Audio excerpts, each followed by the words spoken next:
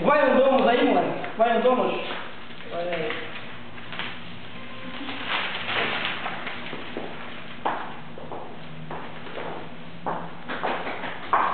Olha aí.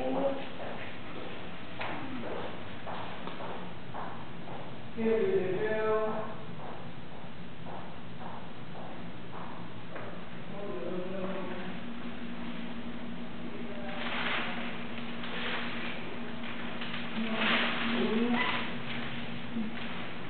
Ela tá bonita. Tá, ficou legal o cabelo dela assim. Acho que eu vou cortar meu cabelo desse tamanho. Eu tava pensando nessa possibilidade, quando eu fui de uma amiga minha. Não, eu fui de uma amiga minha. Ela tinha o cabelo do tamanho do teu. Ela fez assim, franjão, tudo bem aqui. Aí ficou muito bonito o cabelo dela. Não tenho coragem, sinceridade.